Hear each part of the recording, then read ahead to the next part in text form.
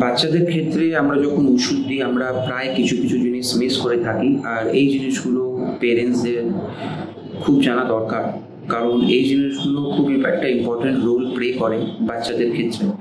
প্রথম যে জিনিসটা বলবো, যে কোনো ওষুধ আপনি যখন খাওয়াচ্ছেন, অ্যান্টিবায়োটিক খাওয়ান বা ভিটামিন খাওয়ান, যখনই খাওয়ান ওষুধটার বোতলটাকে অবশ্যই যেন ঝাঁকিয়ে নেওয়া যায়। ঝাঁকানো যদি ওষুধটা যদি না ঝাঁকানো হয় তাহলে যে ওষুধটা সেটা নিচে বসে যায় আর বাচ্চা ঠিকঠাকভাবে ওষুধটা পায় না।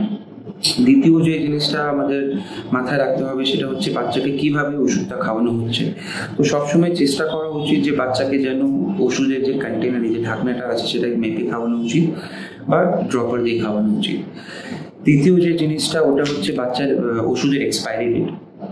সবসময় ওষুধ খাওয়ানোর আগে এক্সপায়ারি ডেটটা চেক করে নেওয়া উচিত। আর যে কোনো ওষুধ চেষ্টা করা উচিত যেন 1 মাসের ভিতরে ইউজ করার। যদি 1 মাস বা তার বেশি হয়ে থাকে তাহলে অবশ্যই চেষ্টা করে ওটাকে নতুন একটা ওষুধ নিয়ে নিতে হবে। 4 নম্বর জিনিস যেটা খুব ইম্পর্টেন্ট ওটা হচ্ছে অ্যান্টিবায়োটিক্স আর ওটাকে ফ্রিজে রাখা। মোস্ট অফ দ্য অ্যান্টিবায়োটিক্স আমাদের ফ্রিজে রাখতে হয়। যদি আমরা ফ্রিজে না রাখি তাহলে ওই অ্যান্টিবায়োটিক্সটা খারাপ হওয়ার সম্ভাবনা খুব বেশি থাকে। এক্সাম্পল আপনি নিতে পারেন অগমেন্টিন, ক্ল্যাভুলিনিক অ্যাসিড, এইসব যে ওষুধগুলো থাকে সেগুলো পাউডার ফর্মে যেগুলো থাকে, ওটা যদি আপনি রোদের মধ্যে রাখেন বা ঠিকঠাকভাবে যদি টেম্পারেচারটা না মেনটেন করা হয় তাহলে ওটা সাদা থেকে কিন্তু হলুদ হয়ে যেতে পারে। আর যখনই ওষুধটা হলুদ হয়ে যাচ্ছে তখন আমাদের এটা খেয়াল রাখতে হবে যে ওষুধটা মোস্ট প্রবাবলি ওষুধটা খারাপ হয়ে গেছে। আরেকটা জিনিস যেটা আমাদের অবশ্যই খেয়াল রাখতে হবে, ডোজ, ওষুধের পাওয়ার। এক্সাম্পল ক্যালপল অনেক রকমের স্ট্রেংথে পাওয়া যায়, 100 পাওয়ারের পাওয়া যায়, 150 পাওয়ারের পাওয়া যায়, 250 পাওয়ারের পাওয়া যায়। ওরকমই কিন্তু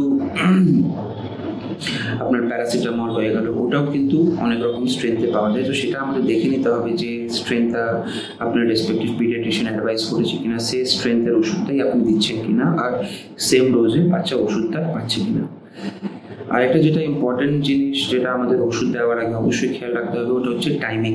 কোন টাইমে আপনি ওষুধটা খাওয়াচ্ছেন। এক্সাম্পল যদি আপনি নিতে চান তাহলে গ্যাসের ওষুধ সবসময় খালি পেটে দেওয়া উচিত।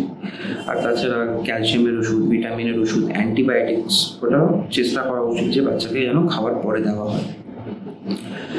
আরেকটা যেটা সবচেয়ে ইম্পর্টেন্ট জিনিস সেটা হচ্ছে অনেক টাইমে বাচ্চাদের আমরা আয়রনের ওষুধ দিয়ে থাকি। এবার আয়রনের ওষুধ কিন্তু বাচ্চাদের যখন জ্বর হয় তখন কিন্তু আমাদের আয়রনের ওষুধ দেওয়া যায় না।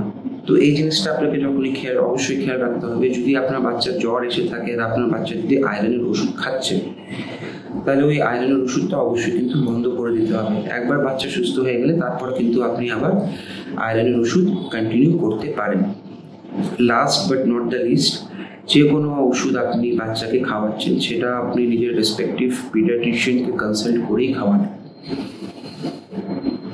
এই জিনিসগুলো যদি খেয়াল করা হয় তাহলে যে ওষুধটা আপনার বাচ্চার ক্ষেত্রে দেওয়া হচ্ছে সেটা আরও বেশি এফেক্টিভলি ভাবে কাজ করবে।